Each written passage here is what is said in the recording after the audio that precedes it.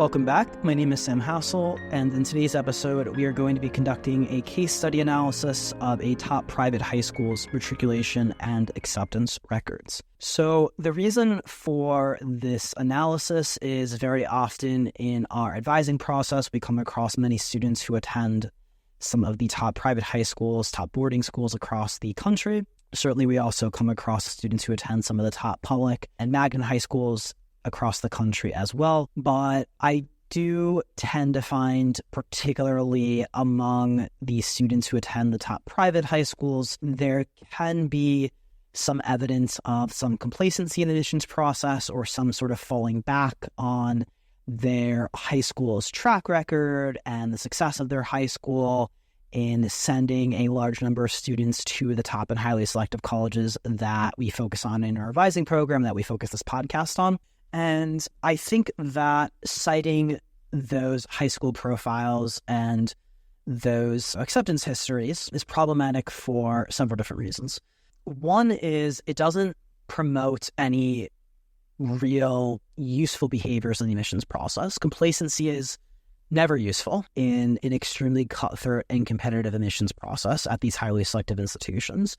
So thinking that you have an edge because you go to a particular high school that has a certain track record, I don't see how that benefits you in any way. I don't see what behaviors that would generate that would then, even if that advantage were true, would then help to further compound that advantage, right? And when I look at many of the students in our advising program, many of the students that I, want to have in our advising program, that we have in our advising program, look for in our advising program, or students that would likely be successful in the admissions process in general, they are going to be successful because they compound advantages, right? They don't say, oh, because I have X advantage, I don't need to have Y advantage, right? They don't view it as a compensatory effect, right? Whereby because I have this thing, to my advantage, then I don't need to take advantage of this other factor, right? They are students who just compound and stack advantage after advantage after advantage, after advantage, after advantage. And some of you might be aware of what's referred to as the Matthew principle, the Matthew effect. It is basically this notion. It is that winners often win exponentially and losers often lose exponentially. And the students that are the most successful and will be the most successful in the admissions process and will be the most successful in life more broadly, they don't take anything for granted. They get one big thing to come through, then it's on to the next thing, and every T is crossed, every I is dotted, nothing is taken for granted, and that is how we coach our students. Certainly many of them, even the very best of the best, still do not have that mindset to the full extent that it is necessary. And of course, there's a significant analogy with athletes and sports. You could be Tom Brady and you could have all of the ability and the work ethic. You could be Michael Jordan, you could be Tiger Woods, and those athletes, even though they are some of the greatest of all time, still need coaches, they still need trainers to push them. So it is very important that students be pushed, but certainly it is, important that students really, even just of their own accord, have a mindset that they will not take anything for granted, that if they have X advantage, great, go build another advantage, then go build another advantage, and stack another advantage. And this is where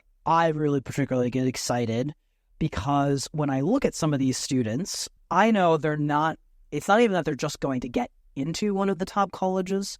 I know, and this is supported by evidence, that they are one of the very best applicants in the entire applicant pool across the country at the most selective colleges. And that brings me a lot of joy, witnessing that degree of excellence, and also understanding that the students just doesn't relent. They just don't give up. And this was a saying from, an Olympic coach. Somebody asked him, what do elite level Olympians have that other people don't? And he said, they don't have something that other people don't have. They lack something that other people have, which is an off switch. And I really significantly believe in this process that you cannot be complacent. You cannot afford to believe that because you have some advantage, you don't need to take advantage or build your candidacy in some other way. You need to be compounding advantage after advantage after advantage and compounding one correct decision, one optimal decision that could have been suboptimal, that some other student is making a suboptimal decision, you're now making an optimal decision. Another student is making a suboptimal decision, now you're making an optimal decision. That teacher recommendation, when they send out the questionnaire, we put in the anecdotes that will lead to an exceptional letter of recommendation and the other student didn't. It is just stacking advantage after advantage after advantage, inch after inch after inch. And I think a lot of people want to look for silver bullets. And I often say it's not a silver bullet. It is 100 golden BBs. It's 1,000 golden BBs. It's 1,000,000 golden BBs, right? It is doing 1,000,000 things better than another student is doing them. So I really take issue with the utility of any belief that leads to complacency. That is my first and foremost issue. When people cite their high school track records, but even beyond that, as we're going to dive into in this case study, there's a lot of issues with even the validity of generalizing or trying to apply these successful, high school track records to any particular individual student's case, and particularly for certain subsets of students. And one of the biggest issues in trying to apply an overall track record from a high school and trying to apply that and draw some inference in an individual student's case is a lot of students can be broken down by many different variables. And some of those variables in general tend to predict college success, college acceptance success. And they're not necessarily attributable to the high school in any way. It's just that those variables that are true for maybe many students at a particular high school, those extra variables are driving the actual college outcomes, but it looks like it's the student's attendance at a particular high school that is driving those successful college outcomes. And some of the biggest factors or some of the biggest reasons why many of the top private high schools have such alluring matriculation and acceptance records is because they have a disproportionate number of students who have many special hooks or advantages in the admissions process. And on this podcast, we have focused a lot on the academic hook, having this very defined, focused, academically relevant theme to a student's candidacy. But there are, of course, other non-academic hooks, such as being a legacy, being a donor case, a development case, having some sort of connection to the college, being an underrepresented minority, being a recruited athlete, being a special talent, special musician, being a first-generation college student. There are all sorts of other non-academic hooks that are very likely to increase a student's odds of acceptance. And when it comes to many of the top private high schools in the United States, of course, also to some extent top public high schools in the United States as well, but more often the top private high schools in the United States, there's a much larger number of students at these schools who have some of these very particular non-academic hooks that drive their successful college outcomes and therefore, in turn, make the high school's profile look a lot better than it otherwise would be. And because, again, there tend to be a lot more of these quote-unquote hooked students, these students who have these special hooks at many of the top private high schools, top boarding schools across the United States, it looks like it's the high school when it's actually not. So I want to go through an analysis here. We are going to look at a particular high school.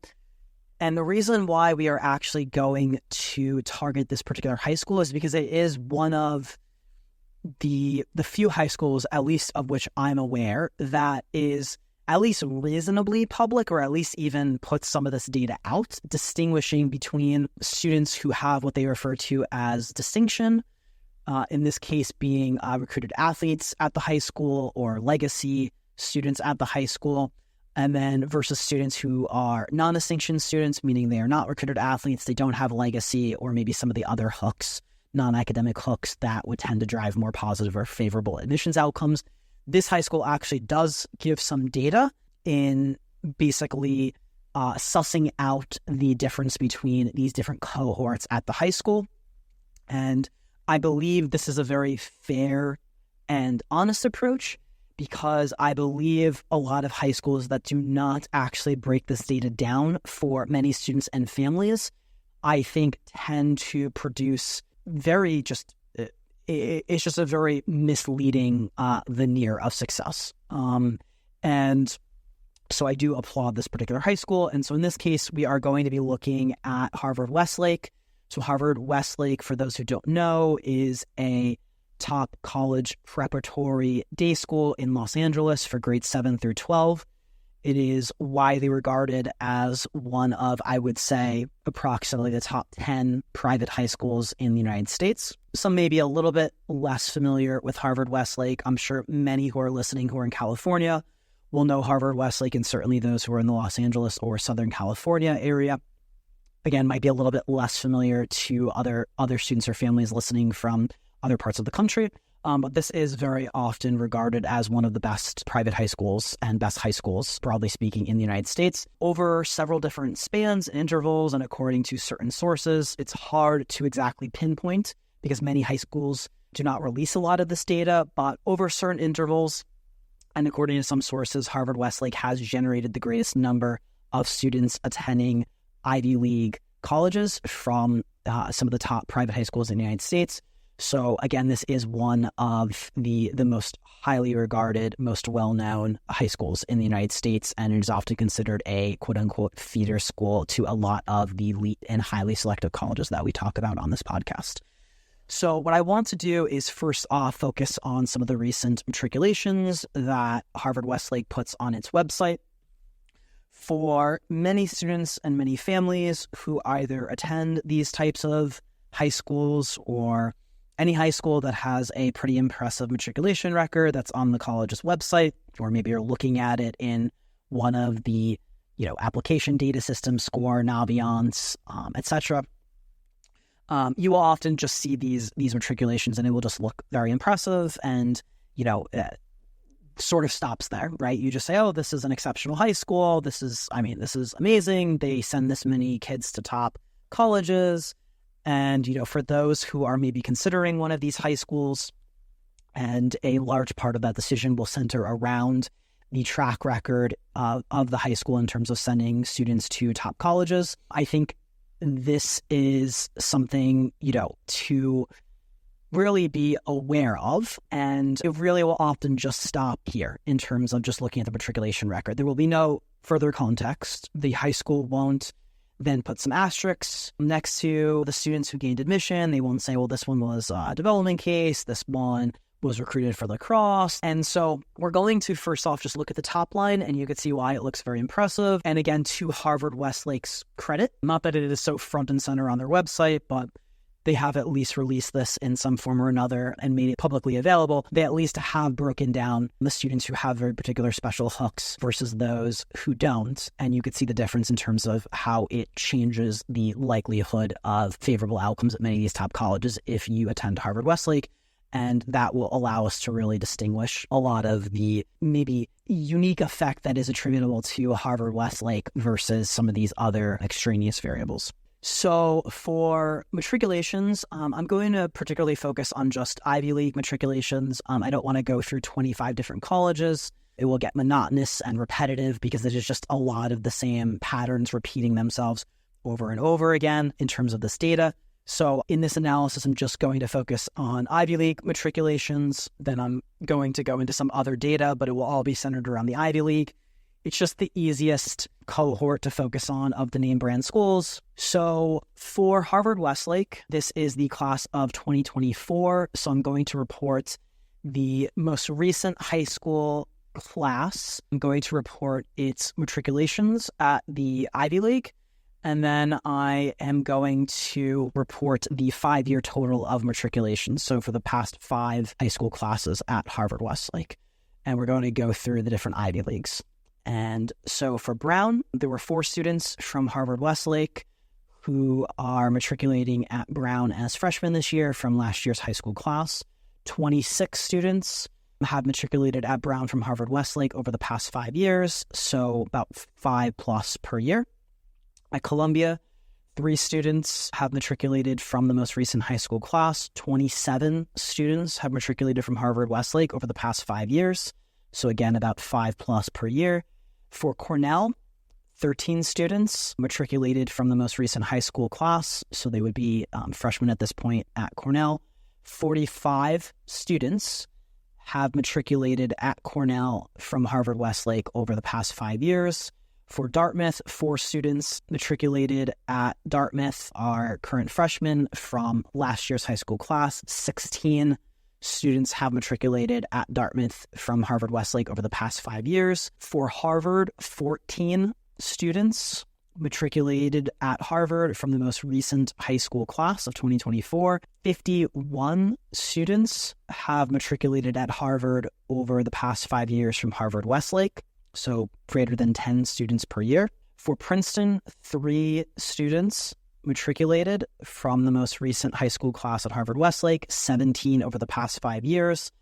At Penn, 7 students in the most recent high school class have matriculated, 39 students over the past 5 years. And at Yale, 6 students from the most recent Harvard Westlake high school class, and 32 have matriculated over the past 5 years. So, of course, if you are a student or a parent looking at this data, this looks fantastic. I mean, we have almost 50 students going to Cornell over the past 5 years. We have 51 who've gone to Harvard over the past 5 years. In total, among the Ivies, we have 20, 24, 38, 41, 48. We have 54 students from the most recent Harvard Westlake class who were Ivy bound and are currently freshmen in the Ivy League. This all looks great. There are a couple of asterisks that I want to call attention to. If you're looking at a high school's data, you do want to take into account the size of the high school. So Harvard Westlake is just under 900 students in its upper school, and the current senior class is in the high 200s. It will, of course, depend by the high school that you are looking at in terms of how many students and what the sort of percentage is and how proportional this is to the overall number of students in the grade. Of course, if you're looking at a high school that has 80 students in total in its senior class and it's at 50, to Ivy Leagues, it's a lot different from, high school that has 275 and sends 50. So that's one factor to consider. A lot of high schools, from what I have seen, do report matriculations. They often also report them over larger time intervals. So it tends to be quite common to report them in time chunks, 3 years, 5 years. So you do have to, take that into account. Again, if it's proportional, it basically is about the same. If you're looking again at something like Yale and it's 6 students this year and about 30 over the past 5 years, it basically has been about the same and it's been consistent. But that is also something to sort of try to suss out in the data is, understanding that if it's a 3 or 5 year record and you're not looking at the most recent, some of that could be a little bit older data. There could be some anomalies in there. It could have changed over time. So you do want to take into account the time interval that's being reported. The other factor that you want to take into account is, again, also the sort of per capita notion here of how many students are actually coming from the high school compared to the number of matriculations, if that's what's being reported, and that very often is what is reported. I have never actually seen a high school report an acceptance rate. It is always, from what I have seen, and again, I can't vouch for every single high school in the United States because I have not seen every single high school's profile, but I've never seen a single high school ever report its percentage in terms of the percentage of students who are gaining admission to this school or this set of schools, etc. It almost always is matriculations. In some cases, it's not reported at all, the data, but if it is, it's matriculations. It's very often lumped into larger time intervals as well. So a couple of caveats there on Harvard Westlake. It is a little bit of a larger school. It's not the largest. There are certainly even larger schools. You also have to take into account the time chunking. Now, all of that sounds great. Harvard Westlake, thankfully, in this case, also does provide what they refer to as non-distinction data here. So in the college counseling handbook, they then, separately from the school profile, so the school profile will list all of the matriculations. They have a separate college counseling handbook, which is probably more likely to be something that students and families are going to be viewing when they are more in the sort of thick of the college application process or as they're nearing it. In this handbook, they then report the acceptances for a whole bunch of colleges, but they only include what they refer to as non-distinction students. So non-distinction students are students who don't have any of these other special non-academic hooks. So they don't have legacy, they don't have athlete status, they're not a recruited athlete. And then Harvard Westlake simply says, etc. So the only two hooks that we know of in terms of defining a distinction student versus a non-distinction student is whether the student is a recruited athlete from the past or whether they had legacy. And then they just put etc. So we don't quite know what they're considering. We don't know the full extent. A lot of these other non-academic hooks would be factors such as underrepresented minority status, first-generation students. You could have, again, a special talents, something that is not a sport, but some other form of special talent. Given Harvard-Westlake's proximity to Hollywood and being in LA, you could have some students who are, and this is certainly going to be the case at Harvard-Westlake, you're going to have, celebrity children or maybe somebody who is the child of a high-profile figure. I don't know if they're counting that in any way. I don't think that they would be counting that. So you can have a lot of these other variables. Legacy also doesn't tell you a ton because legacy is certainly useful, but there are different tiers of legacy. There are donor cases. There's a family who's given $10,000 per year for 20 years. There's a true development case with a $50 million building. So there's a lot of missing context. However, given that they're mostly focusing on just, at least to our knowledge here, they're mostly focusing on just legacy and recruited athletes, when they sort of show the numbers for the non-distinction students, the students who don't have legacy from Harvard-Westlake historically, and who don't have recruited athlete status, it could be even worse, right, in terms of some of the non-distinction students, because there could be other buckets here as well where there maybe were other students who had underrepresented minority status, maybe had first-generation status. There are not going to be a ton of those at Harvard-Westlake. Harvard-Westlake does not have a lot of underrepresented minorities. It's probably in the low teens in all likelihood. And so there are other private high schools that do have a greater number of underrepresented minority students. Not that it tends to be very prolific at many top private high schools, but at one school it might be 25% instead of 12%.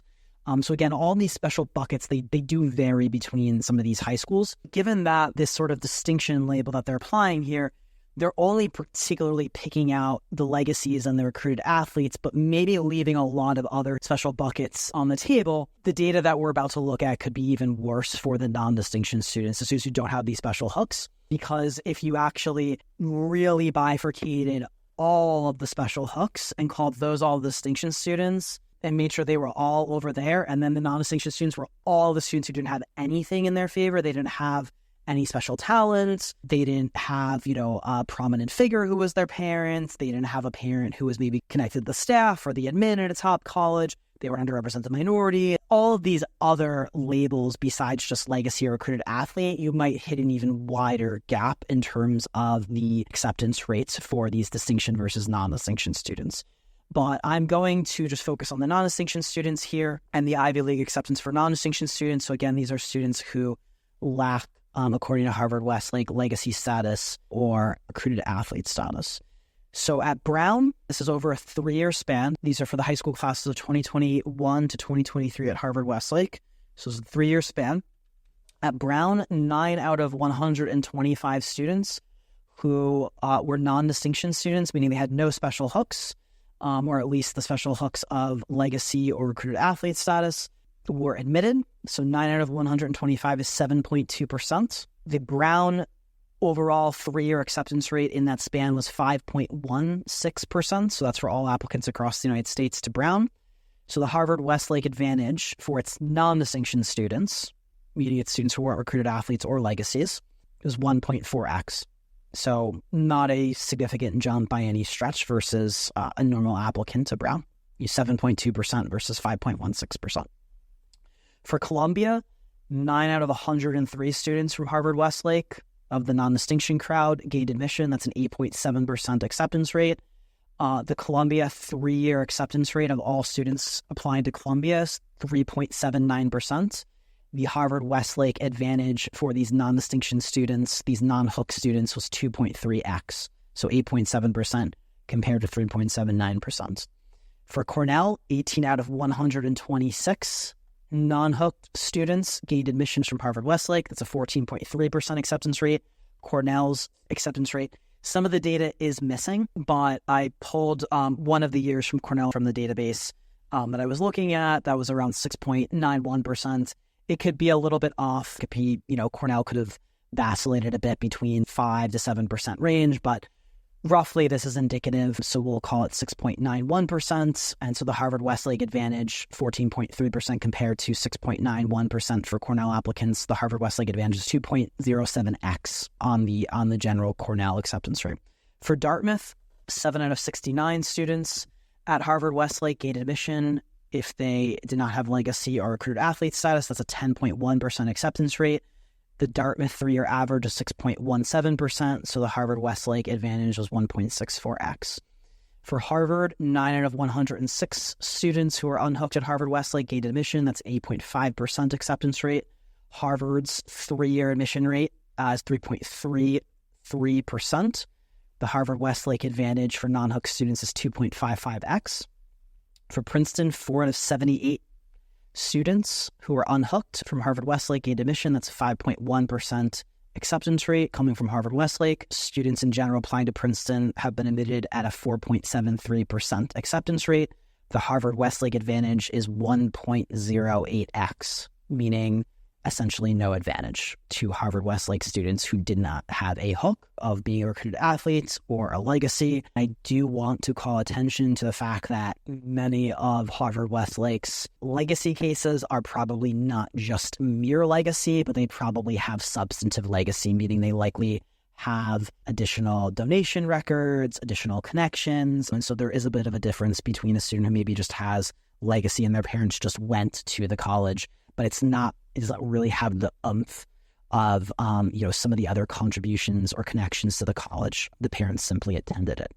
So the Harvard-Westlake advantage for these non-hook students is basically just the normal Princeton acceptance rate. Given that Harvard-Westlake students are much more likely to apply early, given that some of these other points of distinction are not factored in here, and given some other variables, it is quite possible that if you are not a hooked student at Harvard-Westlake, it is very reasonable to draw the inference that your odds of getting into Princeton are worse coming from Harvard-Westlake than they are from just an average student who goes to any high school in the United States. At Penn, 9 out of 93 gained admission from Harvard-Westlake of the non-hooked students. That's a 9.7% acceptance rate. Penn has a bit of missing data, but a reasonable estimate is 6.1% overall admit rate for Penn. And so the Harvard-Westlake advantage for the non-hooked students is 1.59x. And then at Yale, 13 out of 104 gained admission of the non-hooked students at Harvard-Westlake.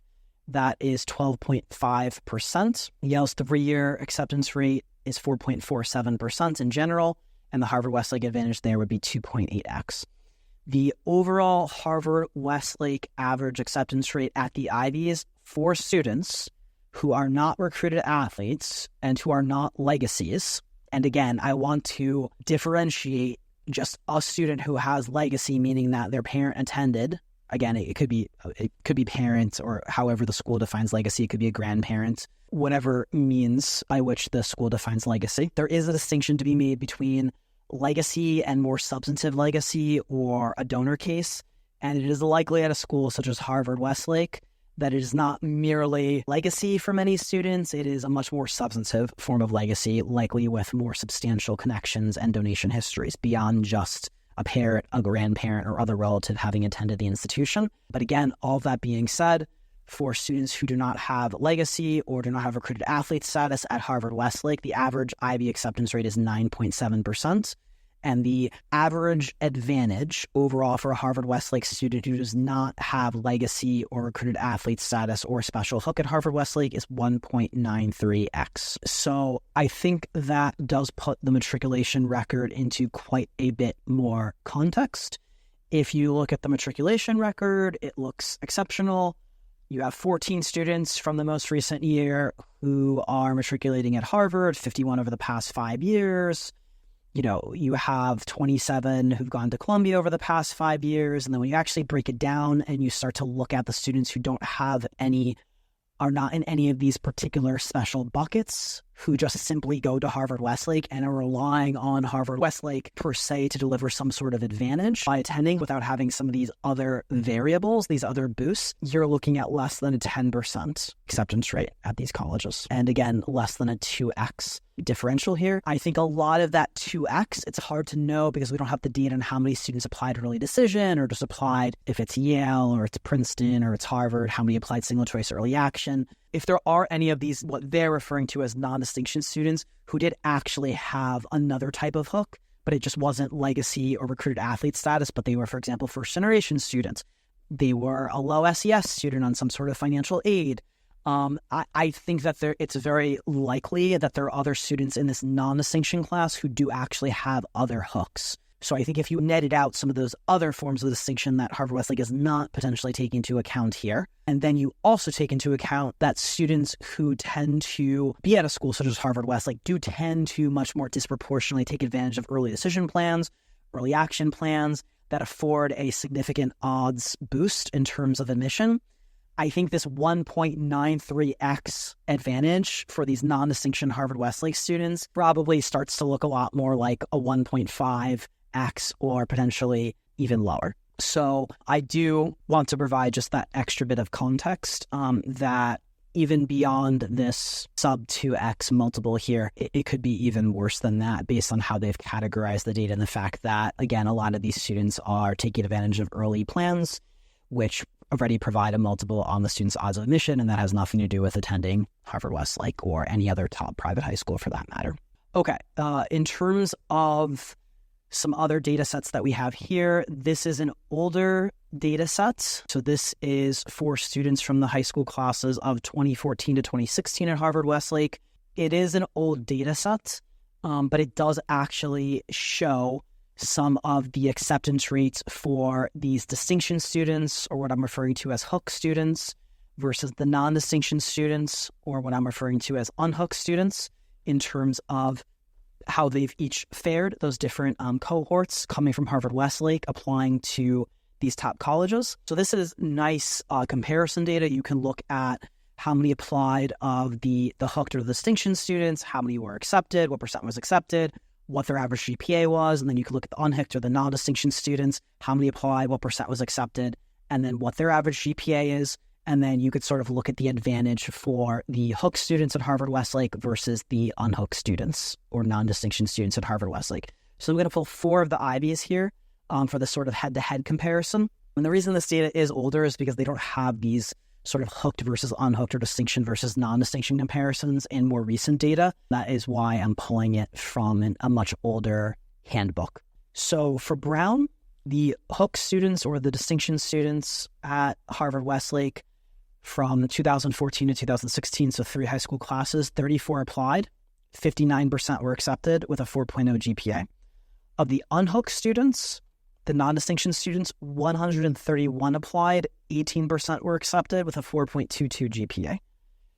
The advantage overall to the hooked students at Harvard-Westlake was 3.27x, meaning they were admitted 3.27 times greater than the students who did not have distinction or were unhooked. And that is, again, is 59% for the hooked students at Harvard-Westlake versus the 18% for the unhooked students.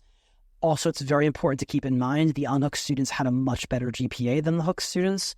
So the unhooked students had a 4.22, and they still were admitted at 18% clip, whereas the hooked students had a 4.0 GPA and were admitted at a 59% clip. For Penn, the hooked students, 38 applied, 42% accepted, 3.91 average GPA. The unhooked students, 129 applied, 12% were accepted, 4.22 average GPA. So this is an advantage to the hooked students at Harvard-Westlake of 3.5x. You're going from 12% for the unhooked students at Harvard-Westlake to 42% for the hooked students.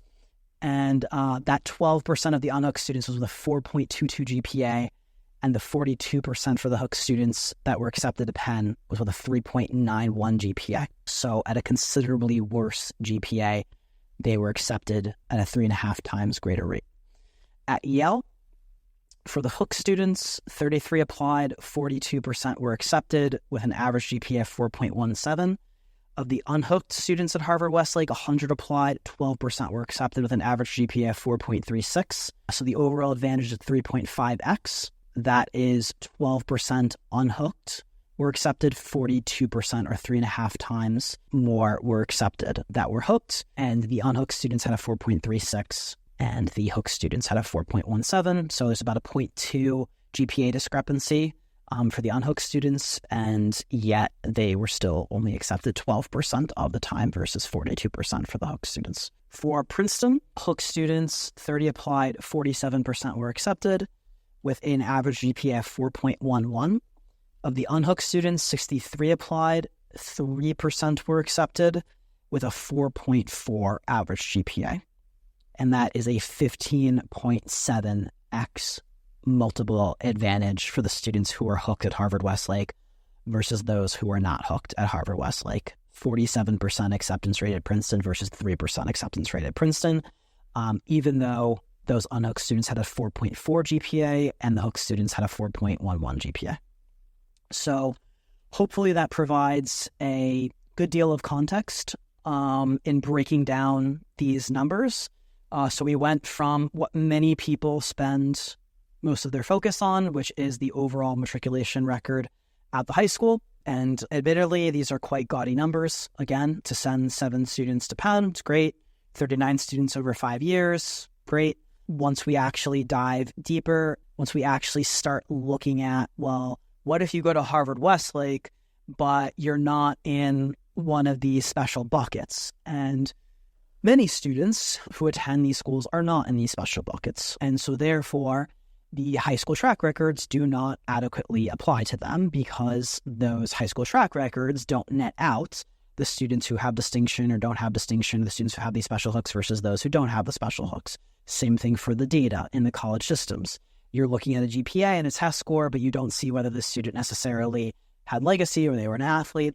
Some high school data that we've had for our students who are in a revising program, the school will furnish that data. They will provide information on whether some of these past students were hooked, whether they were athletes, whether they were legacies, or had some other advantage. So in some cases, that is provided by the high school. In many cases, that's going to only be provided by the high school much further down the line. So if you are a parent or a student and you're considering attending one of these high schools down the line, I'm not saying that the only benefit of attending one of these high schools is the matriculation record, but that is, of course, one of the biggest pulls to many of these high schools. You know, you do need to understand this, and this data, this net data, will not often be put in front of your eyes. It often isn't made available. It might be made available at some point down the line because right before you're applying to college, of course, the high school, they don't necessarily want you making really bad decisions based off of misleading data. As we saw here, despite those matriculation records and even being one of the very best high schools in the United States, Harvard-Westlake still has less than a 10% acceptance rate for students who don't have any special hooks. At the Ivies, less than a 2x advantage. And again, I think that is really even lower if you take out the considerations such as many of these students do apply early, which provides its own odds boost. It's not attributable to attending Harvard-Westlake per se. And then again, I think they're including in this non-distinction, this unhooked class, I think they're still including some other labels or factors that would still be considered hooks that don't necessarily apply to other students. So I think it's even lower, and I think it's probably more realistically like a 1.5x for these non-distinction or non-hook students coming from Harvard-Westlake. And when we look at the head-to-head comparisons of the hooked versus unhooked students, you see a very defined pattern, very consistently 3.5x, in Princeton's case, 15 plus x advantage to the hooked students at Harvard-Westlake, even though in all of these cases at these schools, they have considerably lower GPAs than the unhooked students. They're still being admitted at a much greater rate. So take that as a caveat, certainly as a warning. If you, anybody who does get in touch, please do not reference your high school's record. It will not be received favorably. I would really encourage people to understand that there are many variables that go into a high school's track record, many of which do not apply to a given student's case. It could also be the case, for example, that you get the intersection of multiple variables. So you get a student who is both an underrepresented minority and they're an athlete. And maybe maybe you're an underrepresented minority, or even probably a better case would be a student who's maybe a legacy and they're an athlete, right? Now, out of those two factors, generally speaking, athletes are going to have a much more significant advantage depending on what type of legacy. But if you have a legacy and an athlete, and let's say you're at a school such as Harvard Westlake, or just in general, this applies to any school. Let's say you're a legacy, but you're not a legacy plus an athlete, right? You might even be lumped into the distinction class with that other student, or the hooked class with that other student, but that other student has a major X factor even beyond the legacy that you both share. And so you could have intersections or different combinations of these variables. You can also, and this is totally beside just these non-academic hooks, I see this very often with families or students, and this is applicable to literally everyone in the admissions process. You don't know what a student's resume looks like. You don't know what many of the soft factors look like. You likely don't know what their essays look like. Even if you knew what their essays look like, you don't know how to evaluate their essays. You don't understand the majors that they applied for, what what's more competitive, what's less competitive, how they built a resume. So there's all of these different factors that many students and families cannot suss out. I remember talking to a student several months back, and the logic from the family was, the school has this track record, and this student is one of the better academic students at the high school. And when I actually spoke to the student had no resume whatsoever and was going on maybe a glorified summer vacation, which basically is a net negative to their candidacy, because it's not only doing something that maybe isn't particularly compelling or high value, but it's doing something that it's an opportunity cost, basically, and would have signaled the student's privilege by going on this lengthy vacation overseas. And this student had just happened to come up in conversation, had 3 or 4 friends who were going to one of the most competitive summer programs in the country. That would have been a major driver of their applications. And so literally right under the student's nose, and even to the student's awareness, but not really to their awareness, because they just don't understand anything about building a resume or anything in terms of what drives admissions outcomes. Those students who maybe the parents think, are comparable to their students are partaking in all these other actions that are massive drivers of their candidacy, and their student is not doing any of them. And so then when you fast forward a couple of years, and then, your friends get these outcomes, or this person gets this outcome, and then you get rejected, and then you sort of say, what's going on here? I thought I was like this person. I go to the same high school. We have the same GPA. Why did they have a different outcome? Even all of these other variables besides these special hooks, people they're not aware of. Even if they're aware of them, they can't correctly analyze them because you don't know how to read an essay correctly. You don't know how to look at an activities list correctly like an expert. And so I think there's a very special case here for students who, again, very often go to schools that have very strong records, and they're trying to rely on these records, and they're looking at a chart with some kid who has a GPA and a test score, who also has some special hook that they're not seeing in the graph. I think there's a very special case, and one that I tend to see, again, among a lot of families who go to the top private schools, but it can also apply to top public schools. Any school where you are trying to fall back, or you are creating some amount of complacency from your high school's track record that doesn't necessarily apply to you at all when you look at all the variables. There is that special case, but then there is a very general case to be drawn here, which is you really cannot compare your candidacy to the candidacy of anyone else. You don't know what they're doing. You can't analyze every nuance. You don't know what anecdotes they put in their teacher rec questionnaire. You don't know every last feature about them or their application. Again, even if it was literally right in front of your face, you still can't necessarily analyze how often the students talk about this essay topic. Out of the entire applicant pool, how often the students, is this a cliche topic? Is it a not cliche topic? So I would really, really caution people against any form of social comparison. I see it all the time where people want to compare their candidacies to the candidacies of others. If they're in particular clubs, or they're on the math team with other students, well, this student got into MIT, you are really, really venturing into a dangerous territory by thinking you know enough about another student's candidacy And you can correctly, even if you did that, you could even correctly analyze it well enough to then be able to make any meaningful inferences, and then to make potentially very costly and high stakes decisions, such as where you do early decision, or whether you do single choice early action or restrictive early action. It is where students or families then make decisions from very flawed information or very misleading or very incomplete data, where they then go make a decision that is really, really exceptionally dangerous. Again, just to put this in a nutshell, Harvard-Westlake, one of arguably the top 10 high schools in the United States, has less than a 10% acceptance rate for students who don't have any special hooks at Ivy Leagues. I wouldn't say that that should blow anybody's socks off. And again, I think if you take out some other special buckets that are likely not in there, and you take out the advantage of early admissions, and honestly, you just take out a lot of things that have nothing to do with Harvard-Westlake. Like, a lot of these students have private counselors, and they're doing other things that have nothing to do with Harvard-Westlake. You start to get down this advantage to almost probably a negligible advantage to going to Harvard-Westlake per se.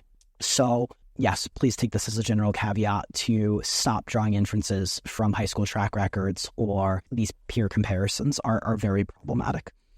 So, okay, that is it for today's episode. Hopefully that was a bit elucidating for some people. I'm sure some were already aware, but maybe need to be reminded or wanted some actual meat put on these notions with some actual data.